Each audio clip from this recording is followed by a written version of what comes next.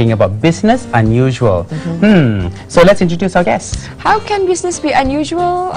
We'd like to welcome, we'd like to ask this question to Mr. Marzuki Muhammad, who's a certified neurosemantics and NLP trainer. I know NLP, well, practitioners, they're kind of good at, you know, convincing people to do something. So is that what you do to tell people that you love your job? Is that you do know you love your job? Keep working, keep working. Well, let's start by introducing yourself.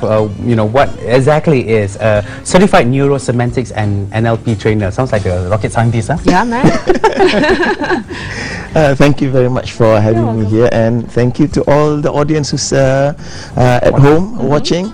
Now, what is NLP? Basically, it's about how we organize ourselves. That's basically what it is. I always give this analogy. When your mother gave birth to you, I mean, mothers give birth to the children. We go to shops, we buy cars, and when we buy a car, they give us an operating manual on how to operate the car. Yet when our mothers gave birth to us, she did not have that operating manual, did she? All on automatic. Automatic manual from the nenek, you know. Everything was trial and error. So basically, NLP is about how to operate this being called this human being. How he becomes himself, how he does things, and how he can have things in his life. So that's basically what NLP is all about. So it's not rocket science. It's about knowing how we operate our own selves. I see. Right. So we are accustomed to the term business as usual. You know, going to the office, do your work, get your gaji, go back. You know, 9 to 5, go home, you know, enjoy the occasional public holidays. So we are quite intrigued when you want to talk about business unusual. What does that mean, and what's the difference between that business unusual and business as usual? You notice that some people on a daily basis, they go to work, but they have to force themselves to go to work. I mean, they don't really like the jobs, they don't really like their bosses, they don't like the company, and yet they force themselves just because of the pay packet at the end of the month. So what is the quality of life that they lead in the work day? Not a happy one. Not a, is that what you want for yourself? So that's, for many people, it's oh no, I've got to go to work today. It's business as usual. So it's about the quality of life that they go through on a daily basis. Now, on the other hand, you notice some people, they are just gung-ho about going to work. They so enjoy themselves when they're at work, and when they're meeting clients, it is a joy for them. You mentioned about being in this as a host for 7 years now? I know. We're not that old. You can have people working for 7 years, and it's, oh my God, I've been working here for 7 years, seeing the same face, and yet you can have a situation whereby, oh my goodness, 7 years here, I've got wonderful colleagues working with. So which is the one that you prefer? The one that just goes, oh my God, or you go, oh my God. Oh my God, I'm Now, an example too about my friend was, he went to Japan, and he saw these you know, girls by the roadside that were, you know, this sandwich costume. I mean, we wouldn't, you know, really be doing that on a conventional, normal terms, but you know, they wore their costume no matter how weird it was. And they would go around, you know, being very passionate about their job. They're very proud to actually, you know, to represent the company. Why is it that some people stay in that zone no matter how depressing it is? You know, they choose not to go out. So this is where the knowing about how we operate is very important. You see, we as human beings, we are meaning makers. Things happen around us. Those are just events. Now, depending on the meanings that you put to the event, that will create the state that you are in. So if a person goes to work on a daily basis, the meaning that they put on, oh dear, I have to do this again and again for 7 years, sometimes more, interviewing weirdos on TV. Just like the one that you have this morning. No. You're far from that. So, because they put disempowering meanings to the things that they do, they put themselves into a state of what? Listless, no energy, just fed up. And that's why they can't wait for the weekend. So you have this concept in America, is very TGIF. TGIF. Yeah. We just can't wait for Friday. Thank God it's Friday. Yeah. I Or can it's go to TGIP. ball games. Yeah, thank God it's Thursday. So that's when I met this gentleman by the name of Michael Bash many years ago. He started a company, a freight forwarding company, and he said when he started the company, he wants people to enjoy their work. I mean, if you are going to work 5 days a week, do you want to be depressed and torture yourself for 5 days in a week and just have only 2 days to enjoy yourself?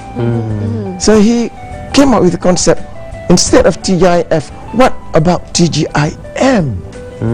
Thank God it's Monday. Thank God it's Monday. Because I didn't hear that. I get goosebumps when I hear that. they put different meanings to the jobs. Instead of disempowering meanings of I've got to serve this guy, I've got to serve this guy, they put on meanings, oh, I have an opportunity to serve another human being. Yeah. Wow. So when Michael Bash, he started this company, he, you know, in the early days of the company when there was not much business, Yep. he had one employee, a counter staff in Jacksonville, Florida. It was already Friday afternoon, so for most people it's already TGIF. Yeah. But this girl, Diane, she received a frantic call from a young lady from Michigan. Okay. And this young lady was already beside herself. Oh, I don't know, my wedding is tomorrow and my wedding dress hasn't arrived yet. Okay. So she was all frantic. And Diane, because she has this TGIM attitude, wanting to serve, she said, poor girl, her wedding dress is not there yet. And she started to ask her, from which store do you buy it, and who was supposed to send it, and it was not even their company. Okay. Yeah. Yep. So she, being in the courier business, started calling all the courier company and found out, this is Friday afternoon, that the dress was in Ohio. Oh. Wow. She's in she's in Michigan. Yeah. Now, Friday afternoon, she called up the company. There were no more flights. Ayo. So what would you do if tomorrow's your wedding and your wedding dress is about 500 miles away? Oh, you're asking the wrong person. I just buy a new dress. Buy a new simple dress in solution. Michigan. Yeah, man. So how did they actually solve the problem? Yeah. So Diane called up her pilot in Ohio, said, look, I know it's none of our business, but the poor girl is going to get married tomorrow. Yep. Why don't you go to that company, pick it up, and fly it to Michigan? Wow. And that was what he did. He just picked it up, flew it to Michigan, and just delivered it. It was Saturday morning. Wow. He delivered it to the house, and the girl was just so happy to receive a dress. Right. The only thing that she was not happy about her wedding was The golden the right? guests. We've asked our fellow Malaysians. Not that. Instead of the guests talking about how beautiful the dress was, they were talking about how the dress got there. Oh, Which is so actually they good, knew no? about the story There's of a the wonderful dress. history to You can that. actually Google Nah. it if you want to. But we asked our fellow Malaysians, what is it about, business as usual that, got them in a trap or, Or feel business depressed unusual. about. Yeah. So, Let's take a look. let's see what they have to say. Yeah. Is really through what we are as a company. Our core values. We have 4 core values: service excellence, respect, teamwork, and continuous improvement. And I think all 4 go into making us a unique business, or a unique place to work. And I think this is something in which we are striving very hard to do, is to make ourselves stand out, both from our competitors and from other employers, as well as a place to work and as a place to come and do business with us. So I think that's key, to have the right sort of culture. To have a culture that really defines who you are, because you can have the same business but have a total different way of doing it. And I think for us, continuous improvement is a huge one for us, to always look to be better than tomorrow than we are today. Service excellence, obviously going the extra mile for our customer, respecting one another, and really working as a team, trusting in positive intentions, and driving that, having a lot of fun while doing it. Okay. We just cannot deny anything that he says. He's spot on. What he was mentioning there that caught my attention, he mentioned continuous improvement is a big thing for us. Now that's putting empowering meaning to continuous improvement. A person who does not put empowering meaning could put continuous improvement is a chore. I have to keep on improving and improving. So notice how the body language will just go into that person. So that person will be in a state of, oh, I have to do it again, very blah, and again, and again. But a person like that who says continuous improvement is a big thing for us, he will on a daily basis will be looking, what else can I improve today? So for him on a daily basis, business is unusual. I'm doing something wonderful, I'm doing something powerful, I'm doing something that is serving others. So that gives him that extra energy to do things. Okay. Now, for some of us, you know, our viewers, they might go through this kind of, you know, rut, if we can call it that. If they feel trapped in their career, they've been there, you know, 25 years, no promotion. Long service award je dapat. Yeah, man, long, you know, apply and that's it. What kind of continuous improvement can they do, you know, after being in the line for like 20 years and you know, they don't see any significant changes, but not to be disheartened or discouraged? What's in it for them? When you asked that, I remember just a couple of days ago, I was conducting training for a group of executive PAs, and the topic that I was talking about was on dealing with difficult people, and I gave a quotation from Dr. Stephen Covey, the late Dr. Stephen Covey.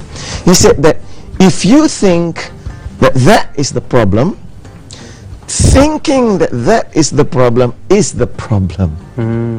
So the first step is to be able to manage your or quality control your thinking. It's the way that you think about things that's causing you the problem about what you are facing. So in neurosemantic NLP, all that we're doing is learning or relearning how to think for ourselves. Because the moment we think and feel, we are creating a state. So when you feel in a negative way, in a disempowering way, you feel listless, you lack the energy to do things, and you just fed up about doing things. Now, you are faced with that same thing over and over and over again. So you have a choice of how do you want to think. So now, knowing that you have that choice about meaning making, so you can think differently. How can you think positively about things so that you feel wonderful, that create that empowering state that gives you that edge, that energy to go forward, so that every day business is unusual for you. Well, in your line of training, how do you actually help them to start coping with, you know, the stresses of their daily works, their daily lives as well as their work? I mean, you know, early on in the show, Zaliha mentioned that her former boss actually said that if you're not happy with your job, basically if you're not happy with the job, every day, if you drag yourself, find a new job. Is that what you should do? Should you try something new? Venture out, especially if you've been in the line for like 15 years. Should you be an accountant and then banker and then become a TV host? Become painter, artist, painter. It depends on the situation. I can't give a blanket answer for that. The thing about it is that, do you like what you're doing? Do you enjoy what you're doing in the beginning? Because it could be that you may lose that feeling because you are not able to handle the situation, but you still enjoy what you're doing in the first place. Or it could be that you have come to a point in your life that you need some change. So if that is the case, then by all means go for change. Now the question is that the reason why you don't like it, is it because the meanings that you put, these empowering meanings that you put, or is it because that, I would say, the term has come for you to end that? Because in our life, we go through different phases. And as we go through different phases, you want to be able to know how you are progressing.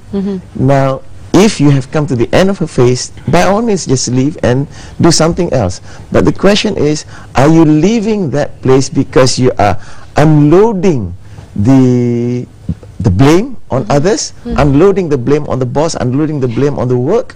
Or is it because it is a genuine case because your heart's desire is no more there? Your heart's desire is somewhere else, because you may desire to be, say, a singer, and it's no more there. Now you would rather be a compere. Oh no, I still want to go sing. I don't care. No choose, but you can have both. Yeah. All right. I can have All right. So, would you care to share with our fellow viewers what's going to be happening? I know there's a program coming up. You know Yeah, how to Thursday and Sunday. Yes. how to be happier. You know, Yeah. it all boils down to being happy. And so. where can we contact you? Yeah. Next Thursday and next Sunday, I'm just going to have a short presentation to just assist people, to help people in just managing the way that they think and feel, so that the quality of their experiences on a daily basis is always unusual for them.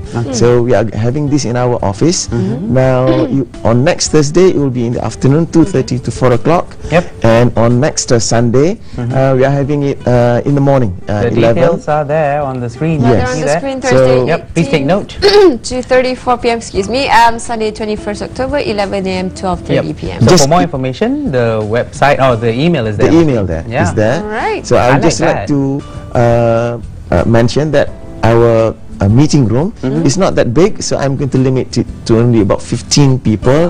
So I'll take the first 15 to 15 Alright. people per session. per session. You need, 15 I think you need only 13 because you have 2 already. Excellent. All right, so thank you so much for joining us.